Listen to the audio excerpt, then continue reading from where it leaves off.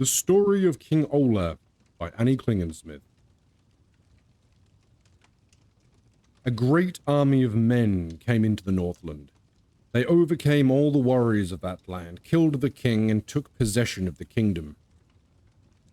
The queen survived the killing of her king, and fled away through the mountains with her son to the home of one of her old vassals.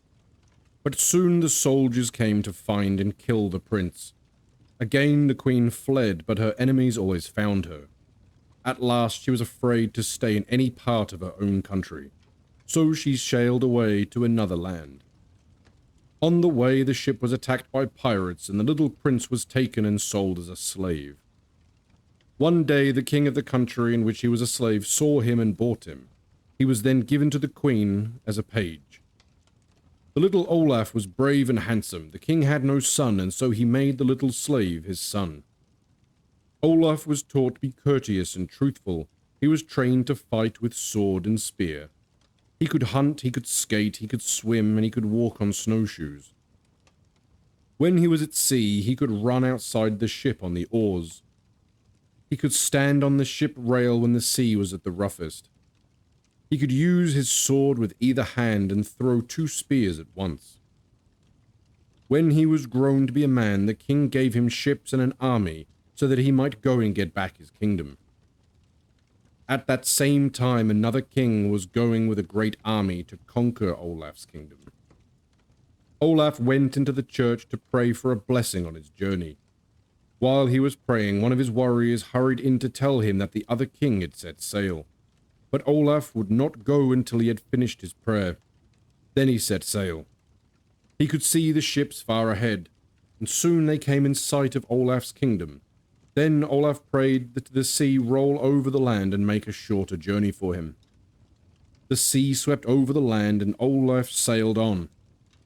As the water covered the ground, the hill trolls ran out and cursed him. Olaf pointed at them and said, "Be turned into stones until I return." The trolls turned into parables and rolled down the hillside into the valley where they were found even yet. Olaf reached his kingdom first. The people received him gladly. They made him king, and with his help they drove out the army that had come against the kingdom.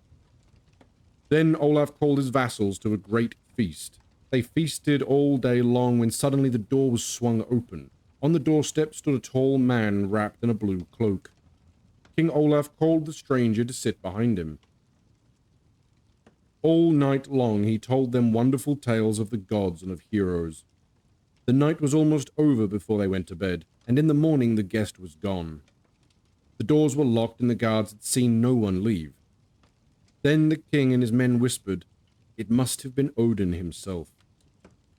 Away to the north lived a warlock called Rand the Strong. He worshipped the storm fiends, who often made storms to wreck ships for him. When Olaf came into his kingdom, he determined to punish Rand. He sailed away to the north. When it was dark, Olaf's ship crept softly up the bay. Olaf and his men rushed in and overcame Rand the Strong before he was awake. Then they sailed south, taking his dragon ship with them. Never had such a ship been seen in the kingdom. But Olaf wanted a finer ship. He called Thorberg Skafting, the master builder, and told him to build a dragon ship twice as wide and twice as long. Thorberg whistled and sang for joy, and his men laughed and sang when they heard him. All day long they hammered and hewed. The noise sounded like music to Thorberg. At last the ship was finished, and Olaf and his warriors came to see it. When they came into the shipyard, the workmen stood staring. Someone had cut the sides of the ship from end to end.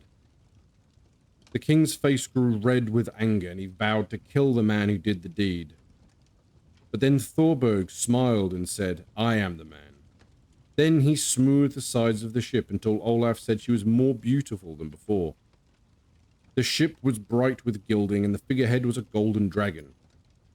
Olaf named her the Long Serpent, and he sailed the sea in the Long Serpent many years. No king was strong enough to overcome him in battle. But at last, 3 kings came against him at once. Olaf sailed with his fleet to meet them. When he came in sight, he ordered his sails to be cut so that his ships could not sail away. He lashed his ships together and let them drift towards the enemy. Then he ordered his war horns to be played, and the music sounded far out across the water. King Olaf stood on the front of the ship, his shield and his armor glistening gold, and he carried a bow and his arrows in his hand. A sailor said, "The long serpent lies too far ahead. We will have too hard of a fight." Olaf drew his bow, but the sailor said, "Shoot at the enemy. You need me." When the ships of the enemy struck out against Olaf's ships, Eric, one of the three kings, cut the ropes that bound Olaf's ships together, and they drifted apart. Einar, one of Olaf's warriors, aimed all of his arrows at King Eric, but Eric held his shield in front of him. The arrows flew faster and faster. Eric called one of his men to shoot the brave bowman, and an arrow broke Einar's bow in his hands, but he only laughed. Olaf said, "Take my bow and shoot Eric." Einar drew the arrow over his head the first time he bent the bow. Then he threw the bow down and sprang on board Eric's ship with his sword in hand. All day long the battle raged until the decks were red, Olaf's ships being left as wrecks. Then, finally, Eric's men boarded them. Olaf stood on the deck with the spears flying about him, and Eric's men rushed across the deck. Olaf's captain sprang to his side and held his shield in front of the king. For a moment, the captain whispered in the king's ear. Then the two men sprang over the side of the ship. Eric's men only saw a flash of their golden hair, and they were gone. Nothing left but two shields floating on the water's surface. The people thought that Olaf stripped off his armor as he swam beneath the water, and that after some time he would come up again. But he never came back, and the people called him Saint Olaf from that day forward.